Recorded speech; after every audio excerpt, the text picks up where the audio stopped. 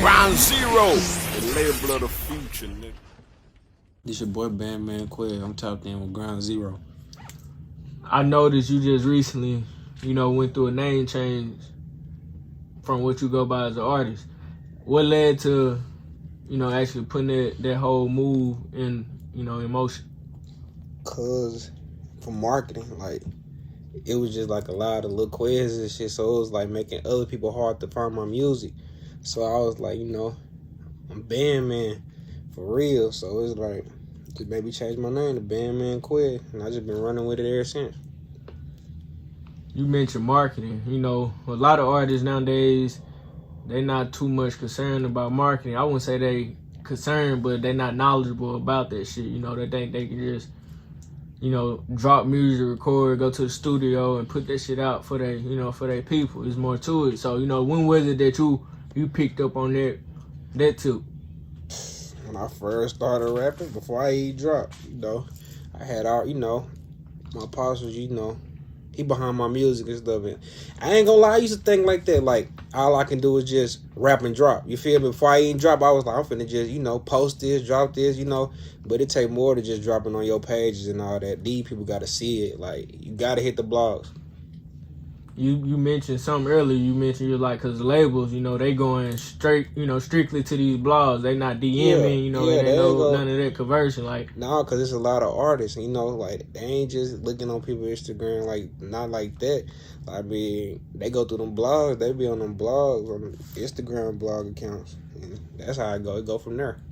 That all come with budgeting and having your budget for doing, music. This shit ain't, it ain't cheap. So would you say that could be another reason, like, as to why people only just record music and just drop it on Instagram or, just drop it locally because they not having, funds to take care of the business side of it? I mean, it be that too, but sometimes, a lot of people do be having money that be rapping. They just think they could just, like I said, just drop it. They could just go blow it like that, Sometimes it do be about the money with people, but then some people just, think that they could just drop it in a blow.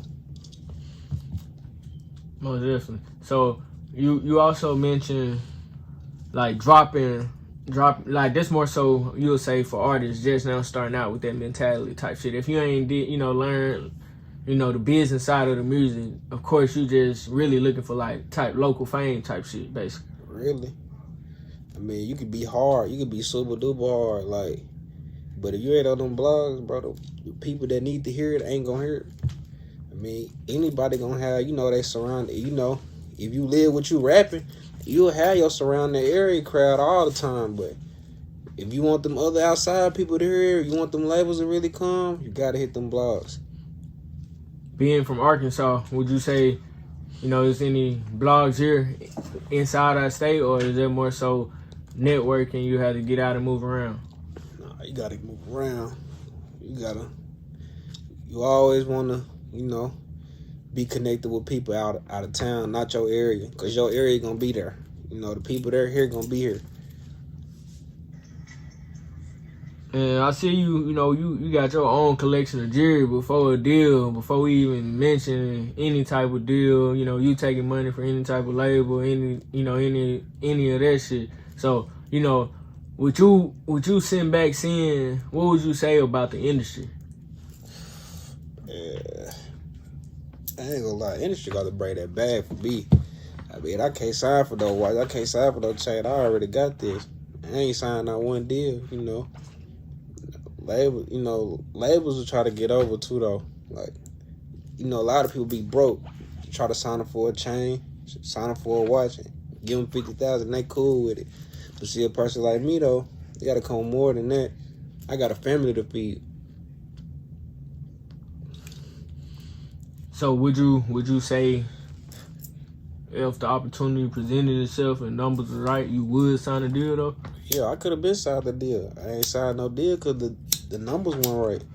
I had plenty of labels hit me up. I could have been blue if I cared about some fame. They just weren't. They ain't bring what I wanted.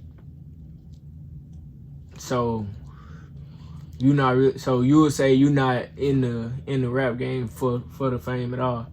Nah, I'm ready for the money. Everything I do about a bag. I don't care about no fame. Yeah, shit, you can't feed your family off no fame. Come on, man. Growing up in Arkansas, you know, how was it for you though? Everybody got their own, you know, their own story about, you know, their upbringing. For the band, man, you know, how was it for you? You know, man, I had my rough parts, you know. I just stuck to the script, though. You know, I had a little rough past. Definitely when my pops went to the feds. But, you know, I came over. You know, you as a youngin', you mentioned your pops went down the road. Where did that put you mentally? Like, was there some shit that just kind of happened out the blue, or you kind of, you knew it was leading up, like you knew it was coming or some shit like that, or it just hit you out of nowhere? You don't never know when them feds coming. Them feds come out the blue. That nobody knew it was coming. So, you know, when it happened, you know, it just made me be the man for real. You know, it was months I ain't even talked to my pops when he was gone. You know, shit turned me to a man. Would you say that distance is because you was out here, you know, trying to, you know, make ends meets and take care of the family? Like you mentioned, it made you become like a man. Like, would you say? I mean, it was that, but it really, you know, it wasn't even just that, you know. When you got somebody, you know, you can talk to about everything that's, you know, that's here for you and shit, like, I ain't had nobody I could talk to. My pops was about the only one I could talk to with anything, get advice from my pops. But, you know, by my pops being gone, me not talking to him, you know, I had to come up all this by myself, you know. A lot of stuff I was going through, I had to come over it by myself. That's, you know, that's a problem in the black community. I say, you know, mental health for black people. Like you just said, you had to overcome that shit by yourself. That shit gets swept under the rug a lot. Shit, you know, we can't go to our folks like, you know, I'm feeling like this, or, you know, this bothering me. You know, your folks quick to tell you, you know, take your ass in there and sit down, ain't nothing wrong with you type shit. So that shit be real. Outside of that, you know, battling everyday life, when was it that you were like, let me take rap serious? Man, I ain't gonna lie. It seemed like I just started turning up with everything, man. You know, when I rapped, you know, I rapped before all this for everybody who just really knew me. I was rapping, but then I had stopped. But then, you know, everybody know me for, you know, putting that shit on. So it's like, everybody just tell me like, man, bro, you got a rap image, bro. You really need to rap. So I hit the studio up. Then when I went to the studio, I recorded. Then I shot a little trailer and I posted on my Instagram. Everybody was turned to it. Everybody tell me like, drop. So then, you know, that's when I had started dropping. I mean, I just started taking rap serious, really, like, it's probably been almost a year. I ain't even really just been rapping no full year. Are there any artists from Arkansas that you tapped in with, that you fuck with on the music too? And I don't even do music with Arkansas people. I got like 2 features with my partner Lil Sean and Freddie, BandMan Freddie. I mean, I don't be tapped into people, you know, in Arkansas music. I mean, it ain't that I don't like their music and then I just don't be tapped in. You know, I just got in this music stuff for real. So, you know, it's a lot of people I don't know, but they probably know me.